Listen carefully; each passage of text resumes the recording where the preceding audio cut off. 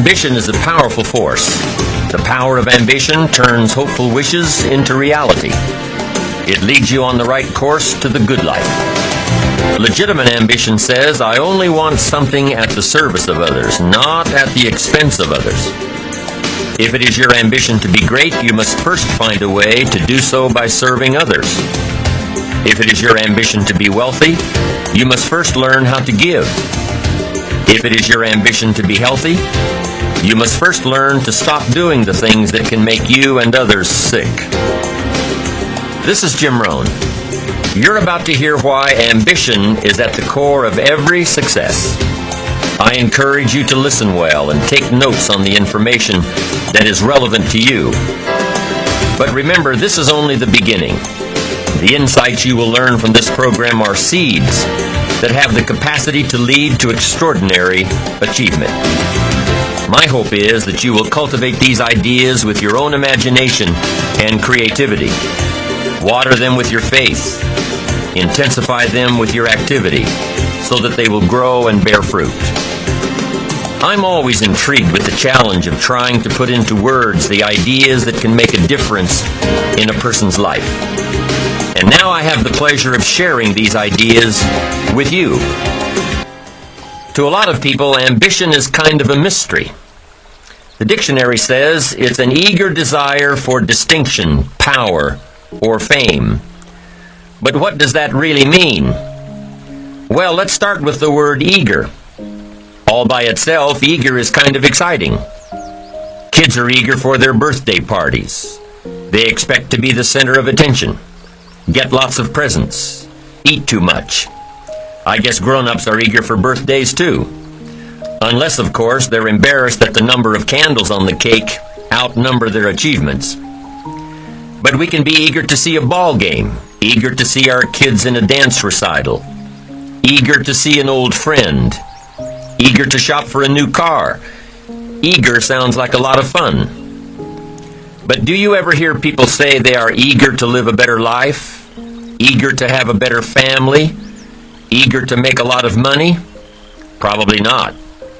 And that's a problem. Because how I see it, living a better life, having a better family, and making a lot of money takes an eager desire.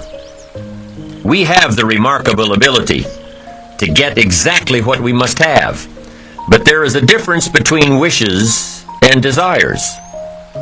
We've all heard people say, oh, I wish I could just drop 5 pounds. I want to be a little lighter. And we've probably said it ourselves, especially after a big holiday dinner of turkey and homemade pie and every other thing we can possibly stuff ourselves with in one 8-hour period of time. And even though we may wish we could breathe a little easier in our clothing, we have to have the desire to exercise a little more and eat a little less. The I wish I could lose weight has to become, I have the eager desire to lose weight. I'm also sure you've heard people talk about wishing they had more money to pay the bills, or take a vacation, or just to take a little pressure off of life. But before their lifestyle can change, their wish needs to become a desire. If they really desired change, they wouldn't spend their evenings just watching TV and wishing they were doing something more. The backbone of an eager desire to change is discipline. True ambition is disciplined, eager desire. It's that little part within us that says, if I want to be ready for that meeting tomorrow, I need to finish preparing for it today. If I want to make sure I can pay for my kids' college education, I need to start saving today. If I want a better life tomorrow, I need to start working on it today. Ambition is a minute-by-minute, day-by-day mentality. To have the ambition to work towards a better family life, a newer car, a bigger house, a financially secure future, you have to live it every moment. If living a successful life was easy, I'm sure more people would be successful. If just being ambitious was enough, I'm sure all of the broke and perplexed people in the world wouldn't be broke and perplexed. While most people spend most of their lives struggling to earn a living, A much smaller number seem to have everything going their way. Instead of just earning a living, the smaller group is busily working at building and enjoying a fortune. Everything just seems to work out for them. And here sits the much larger group, wondering in awe on how life can be so unfair, complicated, and unjust. So what's the major difference between the little group with so much and the larger group with so little?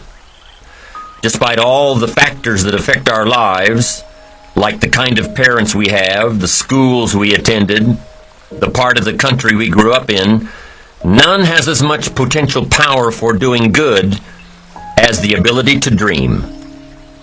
Dreams are a projection of the kind of life we want to lead. Dreams can drive you. Dreams can make you skip over obstacles. When we allow our dreams to pull us, they unleash a creative force that can overpower everything in our way. To unleash this power, though, your dreams must be well defined. A fuzzy future has little pull power. Well-defined dreams are not fuzzy. Wishes are fuzzy. To really achieve your dreams, to really have your future plans pull you, your dreams must be vivid. If you've ever hiked a 14,000-foot peak in the Rocky Mountains, one thought has surely come to mind. How did the settlers of this country do it? How did they get from the East Coast to the West Coast? By foot. Carrying one day's supply of food and water is hard enough. Can you imagine hauling all of your worldly goods with you? Mile after mile, day after day, month after month? These people had dreams, big ones. They had ambition. They didn't focus on the hardship of getting up the mountain. In their minds, they were already on the other side. Their bodies just hadn't gotten them there yet. Despite all of their pains and struggles, births and deaths along the way, those who made it to the other side had a single vision: to reach the land of continuous sunshine and extraordinary wealth. To start over where anything was possible, where everything was possible. Their dreams were stronger than the obstacles in their way. You've got to be a dreamer. You've got to see the future finished in advance. You've got to see California while you're climbing 14,000-foot peaks. You've got to see the finish line while you're running the race. You've got to hear the cheers when you're in the middle of a monster project. And you've got to be willing to put yourself through the paces of doing the uncomfortable until it becomes comfortable. Because that's how you realize your dreams. Our great country was founded with dreams. They've always been important. Dreams are what caused thousands of people to leave their homes and families and start over in a land where anything was possible. To this day, dreams continue to bring people to our land of opportunity, to a country where you can start with little and end up with a lot, to America.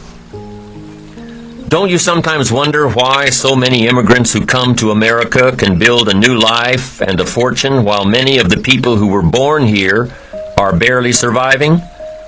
They have a dream, a defined goal, ambition. Aside from the pioneers that crossed the prairies and the mountains to reach their vision of hope and future promises, there are other amazing examples of how ambition has shaped America. Take Ben Franklin, for instance. When most people think of Ben Franklin, they remember the kite and the lightning bolt and the discovery of electricity. What a lot of people may not know is that Ben Franklin was one of the first writers to address self-making. When Franklin started Poor Richard's Almanac in 1732, he used the blank spaces between the crop data and the weather information to insert clever bits of moral and practical advice. I'm sure you've heard the saying, fish and company start to stink in 3 days. Well, that was one of hundreds of Ben Franklin's comments on life. Another was, diligence is the mother of good luck. You know, it's amazing how hard-working, smart-working people have all the luck. We sometimes hear of a brand new musical group, an overnight success. They must have been in the right place at the right time, knew the right people, had a friend to help them out.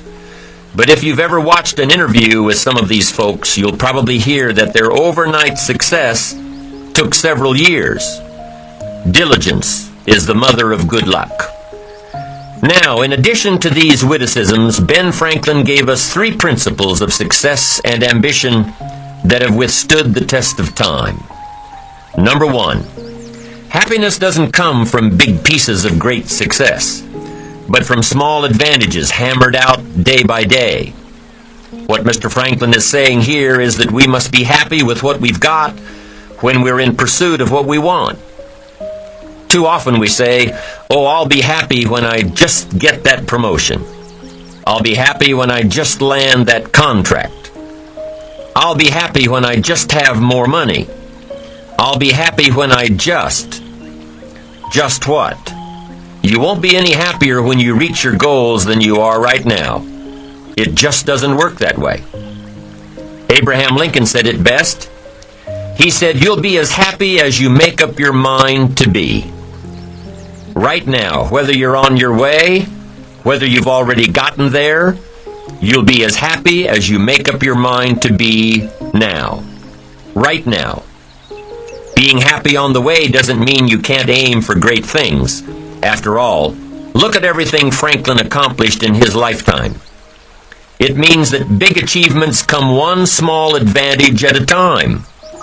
It means that you've got to enjoy the journey. It means that you must enjoy and take pride in your little accomplishments. It means enjoying who you are becoming in pursuit of your eager desire, every day, every single day. Ben Franklin's second principle said that life is plastic. Within each of us is the power to mold ourselves and mold our environment. It is up to each of us to begin this molding process with a final product in mind. And it is within our power to work it and form it every minute, every day, every month, every year. By using your mind and your abilities and your attitude to work a little each day on molding your life, you'll soon see how magnificent your power is to gain those small advantages each day, the little steps it takes to build up to success. Principle number 3, success is a pleasure. Success is a pleasure. If what you are doing today isn't satisfying, gratifying, guess what? You're really not successful. If you are not fulfilled with what you are doing today, you cannot possibly be successful. It doesn't matter how many worldly possessions you may have, how many cars, how many toys, how much money. If you're not happy with your life as it is, you cannot be successful. Now, I know that success is a relative term. It means different things to different people. To a school kid, success may mean a star on top of his latest test. To a homemaker, it probably means that she has a well-run household and a wonderful family. To an outside professional, it's most likely the thrill of closing a major contract, or the pride in accepting a performance bonus, or being named the top producing salesperson. But the one thing you will hear from everyone who is successful is that they are happy with who they are and what they are doing. They are happy, content, satisfied. Success is a pleasure. What have you done today that makes this day successful? Think about it and write it down. If at the end of the day you can jot down the things that have made it a good day, you will soon see patterns forming. This really is a good habit to get into. When you can see a pattern of pleasure, you'll know you're on the road to success. So take note of Mr. Franklin's 3 principles of success and ambition. Number 1, big achievements come one small advantage at a time. One step at a time, one day at a time. Number 2, you have the power to mold your life, to make it whatever you want, to shape it and reshape it. And number 3, success is measured through pleasure. This is the key one. Success is measured through pleasure. You've got to be happy along the way. You've got to learn to give yourself a pat on the back. Good job, you need to tell yourself. I'm proud of me today. You've got to be happy. You've got to learn to enjoy the process. These are really common sense ideas. They're practical, and William James agreed. He's another American great, one of the most notable philosophers and psychologists in our history. And he founded a philosophy called pragmatism. To be pragmatic is to be practical, to test the validity of a concept by its practical results, to actually question something and rate its usefulness by what it can do for you, to hear a method of doing something and figuring out if it's even worth your while. One of the issues Mr. James dealt with in his lifetime was, what does it mean to be a success, a significant person? After years of pondering this question, William James described success as a combination of two things. Number one, an inner ideal which is followed persistently with courage. And number two, outer achievement related to that ideal. Let's go back to number one. An inner ideal which is followed persistently with courage. I take that to mean defining a goal and having the resolve to complete it. No matter what, I'll do it or die. Promise yourself you'll read the books until your skills change. Go to the seminars until you get a handle on it. Do it until it makes sense. Practice it until you've got it right. Don't give up until you get where you want to be, however long that is. Step by step, piece by piece, book by book, seminar by seminar, do it until. Go for it. Until is a very important word. It's magic. It means that you'll never give up. Don't miss the chance to grow, to pay the price, until you learn, change, grow. You'll discover some of life's great treasures when you pay that price. William James' second part to success dealt with the outer achievement related to that ideal. You need both aspects to really be a success. But what Dr. James realized about his philosophy of success was that the first part is indeed more important than the second. Going for it. As long as you're working toward your inner goal, your dream, then success is possible. But once you give up your inner vision, then you can never become successful. You never will become successful. Until doesn't even matter. Now, maybe the person who's been working on a project for 10 years can be successful in his own right, if he's honestly working toward it, doing everything to make himself worthy of reaching the dream, really happy with where he is, doing it until. Then maybe he is a success. It's a personal thing, going for it one step at a time. Going for small accomplishments along the way for however long it takes. So let's think about this for a moment. What outside evidence or results or proof can be seen when you accomplish your goals one step at a time? You'll start to see things change around you. Little things, not major things, but little everyday things. Things you may not even notice unless you are paying attention.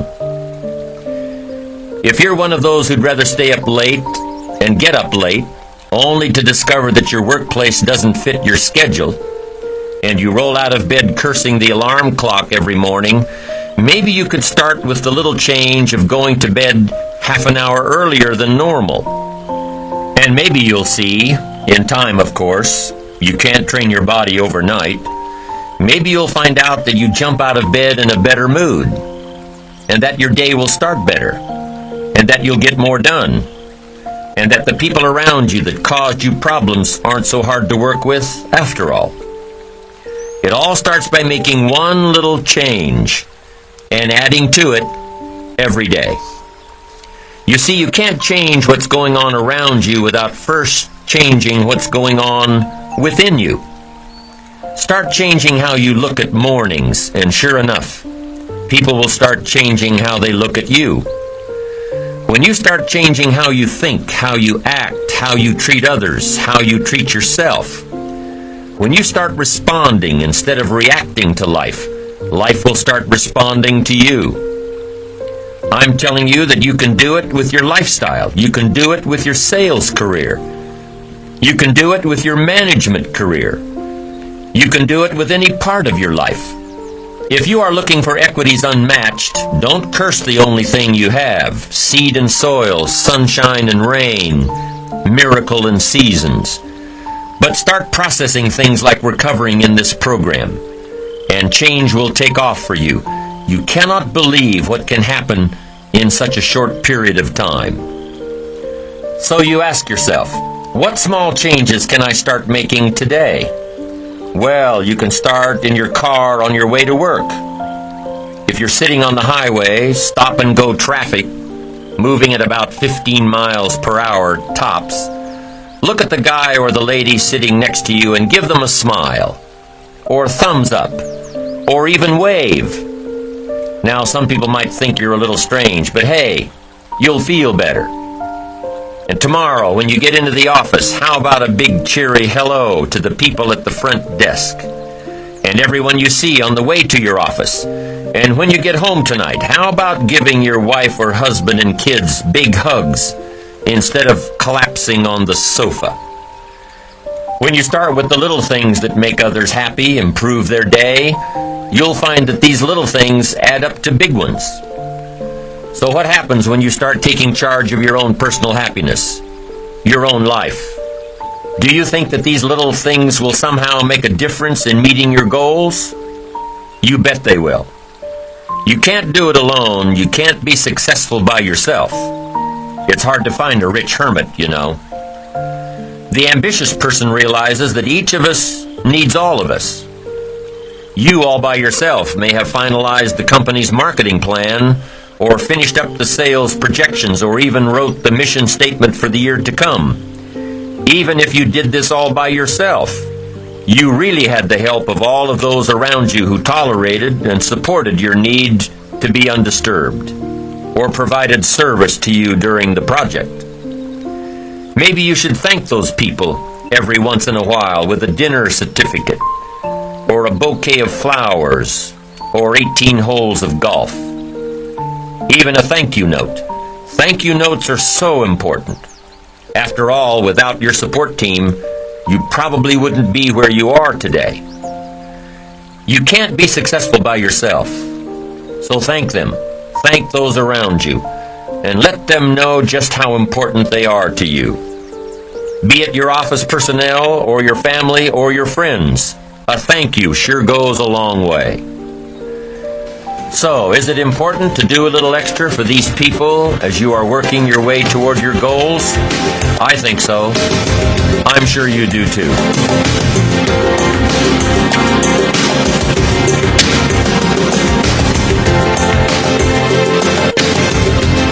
Once you've decided that you're going to set sail, go for it, and let loose on your new charted course. You don't have to worry about the winds that will most certainly blow around you, the obstacles, the negativity that will stand in your way. You don't have to worry about what other people will say. You just have to keep your mind on your course.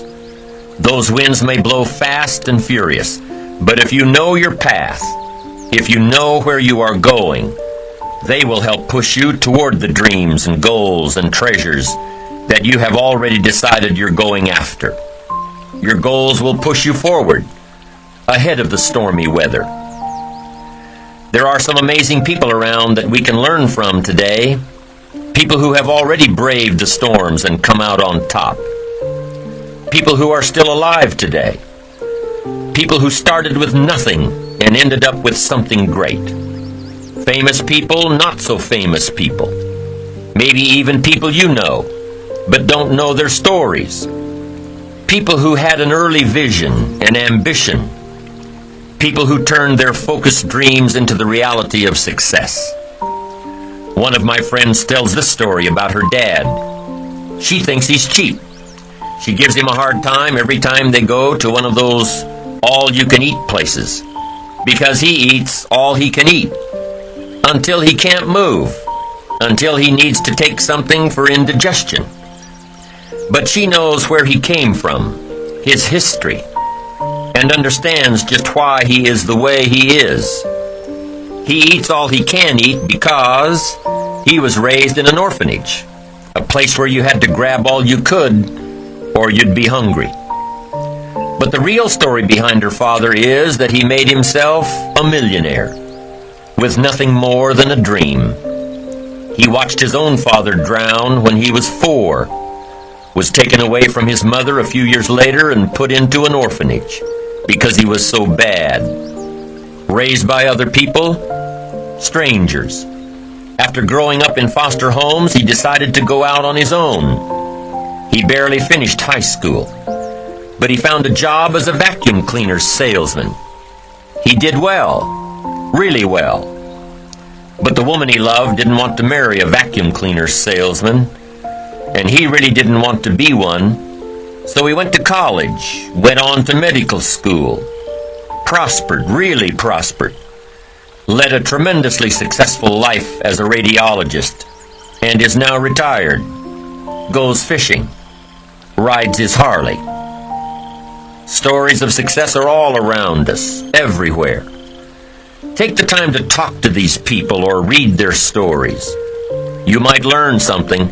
You might find out that they have already traveled the path you are now on.